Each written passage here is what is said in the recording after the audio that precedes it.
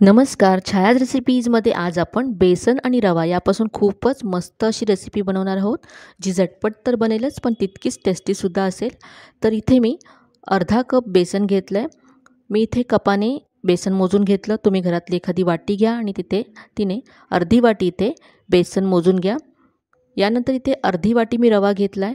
जाड किंवा बारीक कोणताही रवा तुम्ही इथे घेऊ शकता. जो उपम्यासाठी आपण रवा वापरतो तो मी इथे घेतला आहे. यानंतर यामध्ये 1 कप पाणी घालायचं आहे. तर सुरुवातीला यामध्ये 1 कप पाणी घालूया आणि नंतर लागेल तसं आणखी घालूया. 1 कप पाणी घालून हे आता आपण मिक्स करून घेऊया. तर इथे मी पहा विस्कर घेतला आहे. याने सगळ्या गुठळ्या याच्यातल्या काढून घ्यायच्या आहेत. तर हे असं मी अगदी स्मूथ करून घेतलं आहे. यामध्ये आता आणखी पाणी घालावं लागेल. तर इथे मी आणखी 1 कप पाणी घेतलं आहे. तर यातलं थोडं थोडं घालत हे मिक्स करत जायचं आहे.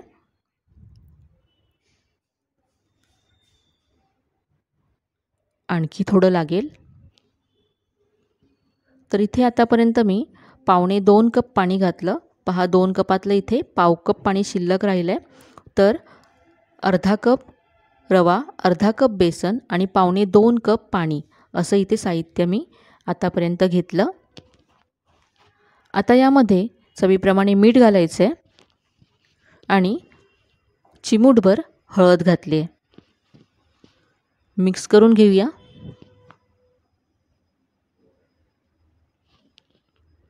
आता हे बाजूला ठेवूया आणि पुढची कृती करूया. तर इथे गॅसवरती मी पॅन गरम करत ठेवला आहे. यामध्ये एक मोठा चमचा तेल घालायचं आहे. तेल गरम झालं की अर्धा चमचा मोहरी घालायची आहे. मोहरी मस्त तडतडली की अर्धा चमचा यामध्ये जिरं घालायचं आहे. जिरंसुद्धा छान तडतडलं आहे. आता यामध्ये 5 ते 6 कढीपत्त्याची पानं घातली आहेत आणि आता बारीक चिरलेली हिरवी मिरची घातली. मिरची 1 मिनिट तेलावरती परतून घेऊया म्हणजे तिचा कच्चापणा निघून जाईल. यानंतर यामध्ये अर्धा चमचा आलं लसूण पेस्ट घालायची आहे. तुम्ही किसलेलं आलं लसूणसुद्धा घालू शकता इथे. आलं लसूण पेस्ट परतून घेतली. आता यामध्ये चिमूटभर हिंग घालायचं आहे आणि आता जे आपण बेसन, रवा आणि पाणी मिक्स करून ठेवलं होतं ते घालायचं आहे. पण इथे लक्षात ठेवा, जे आपण मिश्रण करून ठेवलं आहे ते तळापासून मिक्स करून घ्यायचं आणि मग घालायचं, कारण यामध्ये रवा आहे तर तो खाली बसतो. म्हणून हे असं मिक्स करून घेतलं आणि हे सगळं असं यामध्ये घालायचं आहे. गॅसची फ्लेम मंद ठेवायची आहे आणि आता हे मिक्स करत जायचं आहे. हे लगेचच असं घट्ट व्हायला लागतं. यामध्ये रवा आणि बेसन आहे तर ते लगेच पाणी ॲब्झॉर्ब करतं आणि हे असं घट्ट व्हायला लागतं.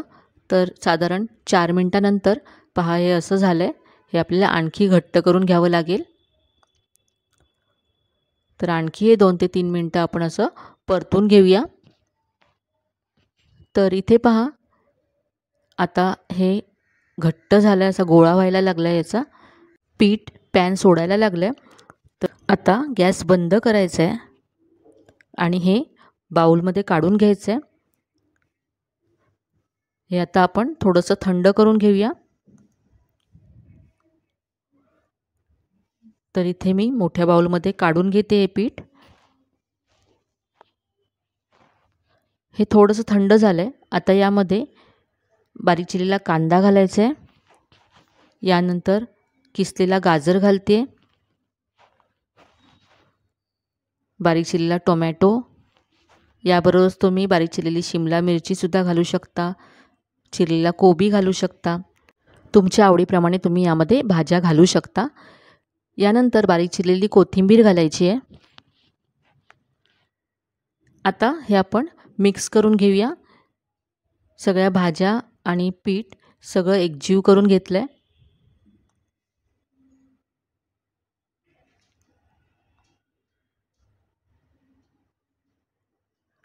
तर हे व्यवस्थित असं मिक्स केलं. आता हे पीठ असं पहा, याचे असे वडे किंवा टिक्की बनवून घ्यायची आहे. तुम्हाला हवा तो आकार तुम्ही इथे देऊ शकता. यामध्ये आपण जास्त मसाले वापरले नाही आहेत. अशीच ही टिक्की खूप मस्त लागते. तुम्हाला हवं असेल तर तुम्ही चवीप्रमाणे लाल तिखट किंवा धने जिरे पूड घालू शकता. तर इथे मी अशी टिक्की बनवून घेतले. तर असेच आपण सगळे हे टिक्क्या बनवून घेऊया. आता आपण हे शॅलो फ्राय करणार आहोत. तर इथे मी गॅसवरती पॅन गरम करत ठेवला आहे. यामध्ये तेल घालायचं. तर इथे मी 2 ते 3 चमचे तेल घातले. तुम्ही हे डीप फ्रायसुद्धा करू शकता. आता ह्या ज्या टिक्क्या आहेत आपण ज्या बनवल्या त्या फ्राय करायच्या आधी तुम्ही एअरटाईट कंटेनरमध्ये भरून फ्रीझरमध्ये स्टोअर करू शकता. 8 दिवस हे व्यवस्थित राहतात. जेव्हा तुम्हाला हवं तेव्हा तुम्ही फ्रीझरमधून काढून फ्राय करू शकता. कधी जर पाहुणे येणार असतील तर तुम्ही आधीच हे बनवून फ्रीझरमध्ये स्टोअर करून ठेवू शकता. तर इथे मी एका बाजूने ब्राऊन झाल्यानंतर या टिक्क्या उलटून घेतल्यात. आता दुसऱ्या बाजूने सुद्धा याला फ्राय करून घेऊया. तर पहा मस्त रंग आला आहे. आपण हे आज थोडंसं डार्क ब्राऊन करून घेणार आहोत, म्हणजे बाहेरच्या बाजूने ह्या टिक्क्या मस्त क्रिस्पी होतात. पहा खूप मस्त रंग आला आहे. उरलेल्या टिक्क्यासुद्धा अशाच आपण डार्क ब्राऊन करून घेऊया. तर अगदी साधी सोपी अशी रेसिपी आहे आणि यामध्ये जे साहित्य आपण वापरलं आहे ते सुद्धा प्रत्येक घरी उपलब्ध असेल असंच आहे. तर इथे पहा ही टिक्की मी काढून घेते. तर इथे या टिक्क्या मी टोमॅटो केचपबरोबर सर्व केल्यात. तुम्ही चटणीबरोबर सर्व करू शकता. अशासुद्धा या टिक्क्या खूप मस्त लागतात. कधीही तुम्हाला खायची इच्छा झाली तर तुम्ही हे घरी असलेलं साहित्य वापरून झटपट ह्या टिक्क्या बनवू शकता. तर ह्या पहा बाहेरून अगदी मस्त क्रिस्पी आहेत, पाहू शकता, आणि आतून ह्या टिक्क्या अगदी सॉफ्ट होतात. मुलांच्या टिफिनसाठी सुद्धा अगदी परफेक्ट आणि हेल्दी अशी रेसिपी आहे. अगदी झटपट तुम्ही नाश्त्यासाठी किंवा टिफिनसाठी बनवू शकता. मुलांना तर हे नक्कीच आवडेल.